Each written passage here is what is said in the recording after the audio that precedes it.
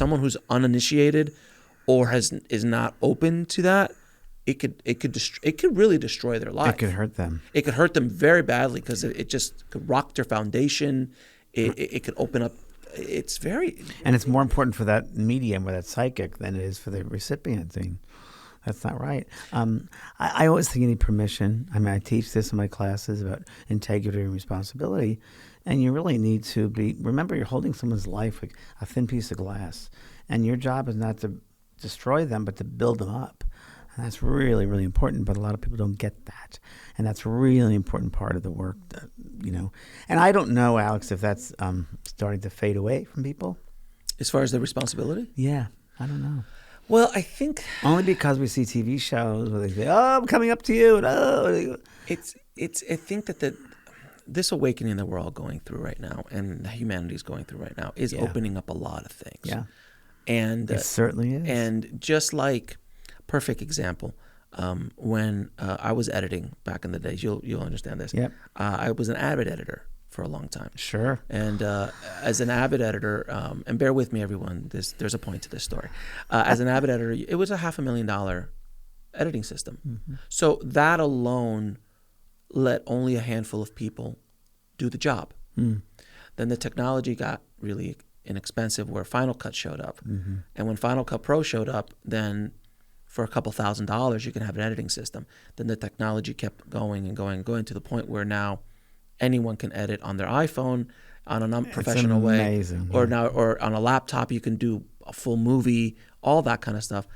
And when you open the door, the beautiful thing is now people who didn't have access to it before have access to it now. Yes. The problem is people who didn't have access to it have access to it now. Right. So they muddy the waters.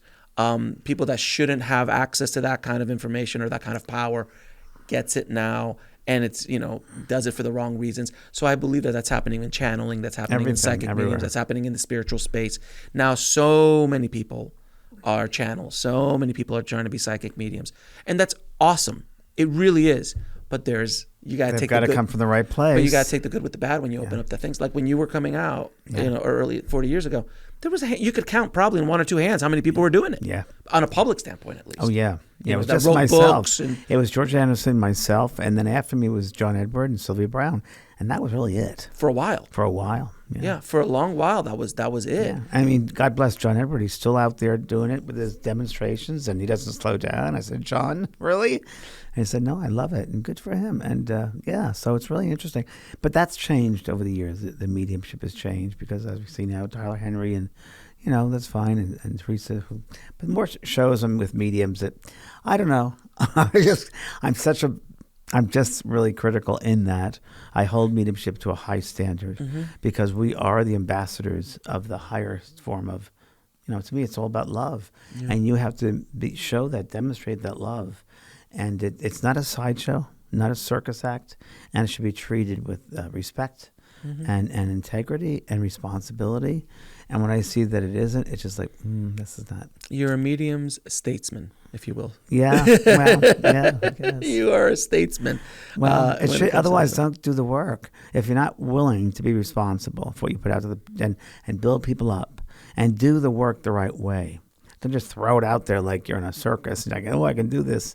Many of my students, when I do it, I talk to my students first, say, what is the reason behind your mediumship? What is the reason why you want to get involved in it?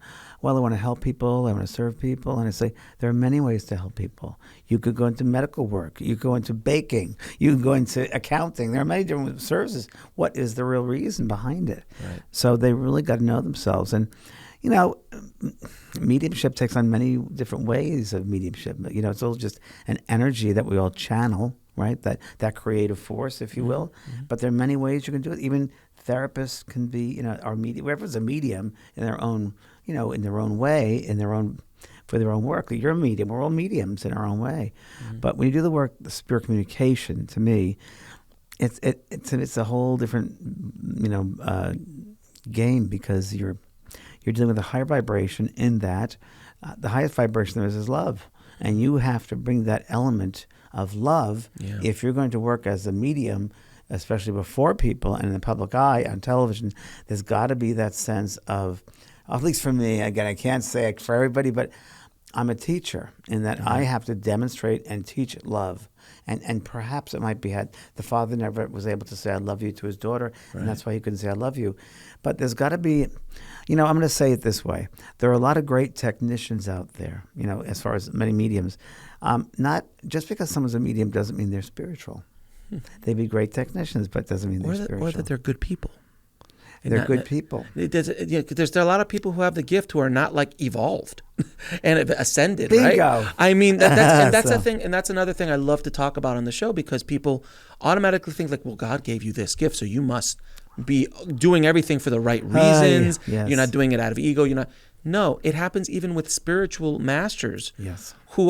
They might have mastered a certain level of awakening, but they didn't master the three-dimensional world, and they sleep with their students, or they are caught up in the fame of it and all that stuff, even though they've reached a certain level, not the highest, but a certain level. You'd be very shocked. I'm not going to tell you, but who it is, off air maybe. A lot of them. Off air I could tell you. Off air you could tell. But yeah, you'll be shocked. I mean, people would be just shocked at what I had. This is one of the things in my career that shocked me. It's like, huh? That person likes that one. Then what? And it was really shocking. That was one of the things that in my career really set me back, because I was like, wow, how can this person be this way in front of people and then behave a whole different way? And it makes me just lose so much respect, because for me, life as a medium, you have to live that. It's a life of service, and it's almost like you can't just put it on when in front of people and close off. I mean, to me, I got to live my life as a medium. I had to live my life as a spiritual ambassador in that, and all the way I live, like my principles, I got to live my principles out. I've got to bring love to everywhere I can, any way I can do it, and I got to be non-judgmental. Not easy. I've had to learn that one, but I had to. Who am I to teach something if I don't do it myself, right? So it's interesting.